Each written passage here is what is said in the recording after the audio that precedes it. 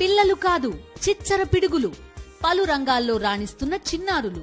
పూర్తి వివరాలకు చదవండి రేపటి సాక్షి హైదరాబాద్ ఎడిషన్. ఇవాళ రాష్ట్రంలో జరుగుతున్న అరెస్టులు, సోషల్ మీడియా మీద తీసుకెళ్లి జైల్లో పారేసి బెయిల్ రాకోకుండా చేస్తున్న పరిణామాలన్నీ ప్రజలందరూ గమనిస్తూన్నారు. ముఖ్యంగా ఈ సోషల్ మీడియా మీదకి ఇలాంటి పరిస్థితులు తీసుకురావడానికి కారణం ఏంటంటే, ఈనాడు, ఆంధ్రజ్యోతి, ఏబిఎన్, టీవీ5 ఛానల్స్, ఒక 10 ఛానల్స్, సుమారుగా 8 ఛానల్స్, 2-3 పేపర్లు ఖచ్చితంగా ప్రభుత్వం తరపే ఉన్నాయి. ప్రజల గొంతు వినిపించే పరిస్థితి లేదు. కానీ సోషల్ మీడియాలో జగన్ గారు వాడిపోయిన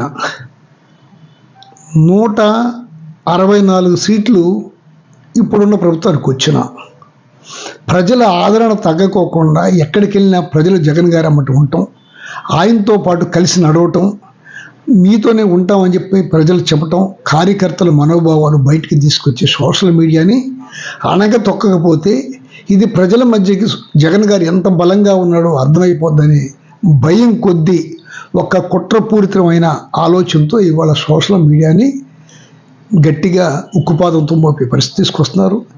ఇది నిజంగా కనుక సోషల్ మీడియాలో అశ్లీల పోస్టులు పెట్టడమో, ఇబ్బంది పెట్టడమో అయితే ఖచ్చితంగా దానికి అరెస్టులు చేయాల్సిందే, ఇబ్బంది పెట్టాల్సిందే. అదేమీ కాకోకుండా మామూలు సోషల్ మీడియాలో జరుగుతున్న పరిణామాలను ప్రజల దృష్టికి తీసుకెళ్లే వాళ్ళని కూడా తీసుకెళ్ళి అరెస్టులు చేయడం అనేది చాలా అన్యాయం. నేను కూడా ముఖ్యంగా మన సోషల్ మీడియా కార్యకర్తలకు ఏం చెప్తానంటే, జరిగే వాస్తవాల్ని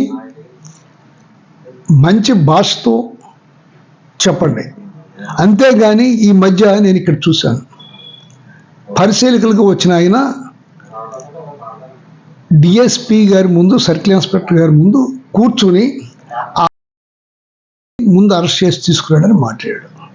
ఇది ఏమంత రైట్? ఇలాంటి పదజాలం ఉపయోగించడం నువ్వు ఉపయోగించగానే ఇంకొక ఆయన ఇంకో రకంగా ఉపయోగిస్తాడు. మీ కార్యకర్తలకి, మా కార్యకర్తలకి ఎవరినన్నా కించిపరిచే విధంగా కాకోకుండా ప్రభుత్వం చేసే గొప్పలు చెప్పుకోండి. అట్టాగే మా ప్రజలు, మా తరపున సోషల్ మీడియా వాళ్ళు ఈ ప్రభుత్వ వైఫల్యాలు, అమ్మఒడి లేదు, అట్లాగే రైతు భరోసా లేదు, అట్లాగే విద్యా దీవెన లేదు, వసతి దీవెన లేదు, అన్నీ ఎత్తడిపోతున్నాయి. స్కూల్స్, కాలేజీలు, మెడికల్ కాలేజీల సంగతి ఏంటి వాళ్ళ, వీటినన్నింటినీ ఇట్లా లేవనెత్తండి. అంతేగాని భూత పురాణాలు వీటినన్నింటినీ పక్కకి పెట్టండి. వాళ్ళు ఏదో అన్నారని, వాళ్ళు ఏదైనా అంటే ఏం చేద్దామంటే దానికి తిరిగి మనం బూతు మాట్లాడతాం కాదు, మనం కూడా కేసులు పెడదాం. మీరు కూడా అటువంటి కేసులు పెట్టించుకోకుండా జాగ్రత్తగా ఆలోచనతో మంచి భాషతో పోస్టులు పెట్టండి. ఖచ్చితంగా ఇది అవసరం. బడ్జెట్ మీరు అందరూ చూస్తుంటారు. వ్యవసాయానికి, రైతాంగానికి ఏం ఉపయోగం లేదు. అదేవిధంగా జగన్ గారు చాలా స్కూల్స్ బాగు చేశారు.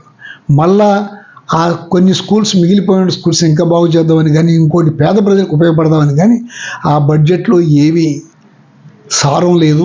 అది ఇంకా అందరూ ఎవరు చెప్పినా అదే మాట చెప్తారు. ఇవాళ మేధావులు అందరూ అదే మాట్లాడుతున్నారు. ఖచ్చితంగా ఈ బడ్జెట్ ప్రజలకు ఉపయోగపడే బడ్జెట్ మాత్రం కాదు.